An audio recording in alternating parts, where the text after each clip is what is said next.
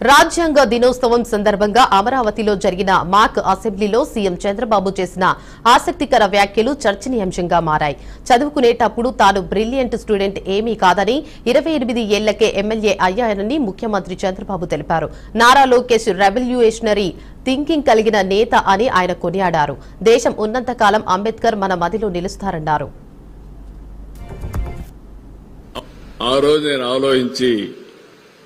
నేను ఆ రోజు చాలా బ్రిలియంట్ స్టూడెంట్ కాదు, ఆ విషయం మీరు గుర్తుపెట్టుకోవాలి. అయితే నేను ఏ పని చేసినా పద్ధతి ప్రకారం చేయడం చిన్నప్పటి నుంచి నేర్చుకున్నాను, ఒక సోషల్ రెస్పాన్సిబిలిటీ కూడా.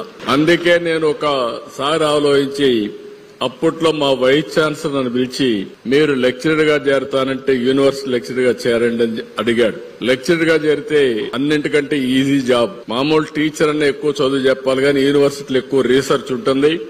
ఒక 2-3 గంటల క్లాసులు ఉంటాయి, మిగిలినప్పుడంతా రీసెర్చ్ ఉంటుంది. నేను పోటీ చేయను, నేను ఎమ్మెల్యే అవుతున్నాను ఆ రోజు చెప్పాను. ఆయన ఆశ్చర్యపోయి, నేను ఊహించలేదు నీ సమాధానం అంటే, అవునండి రేపు ఎలక్షన్స్ వస్తున్న 78లో నేను పోటీ చేసి మళ్లీ ఎమ్మెల్యేగా వచ్చి మీకు కనపడుస్తానని ఒక సెల్ఫ్ కాన్ఫిడెన్స్ తో ఆ రోజు చెప్పాను. అక్కడి నుంచి ఒక ఆలోచన ఎందుకు వచ్చిందంటే, నేను ఎమ్మెల్యే కావాలంటే కాంపిటేటివ్ ఎగ్జామ్స్ కి ప్రిపేర్ కావాలి. నేను ఎప్పుడు స్టూడెంట్ గా హ్యాపీగా తిరుగుతా ఉండేవాడిని, సెకండ్ ర్యాంక్ నాది క్లాస్ లో కూడా. అయితే నేను ఆలోచించింది, నేను గాని రాజకీయాలకు వస్తే ఐఏఎస్ ఆఫీసర్లను కంట్రోల్ చేసే శక్తి నాకు వస్తుందని చెప్పి నేను ఆలోచించాను.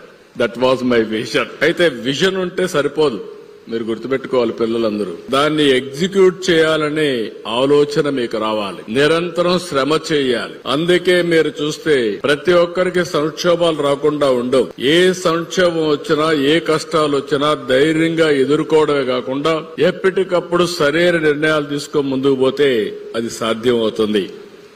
అందుకే ఈరోజు నేను 9వసారి ఎమ్మెల్యేగా అయ్యాను, అంటే 45 సంవత్సరాలు. ఇంకొక పక్క నేను 30 సంవత్సరాల్లో మంత్రి అయ్యాను, 45 సంవత్సరాల్లో ముఖ్యమంత్రి అయ్యా, 4వసారి ముఖ్యమంత్రిగా పనిచేస్తున్నా.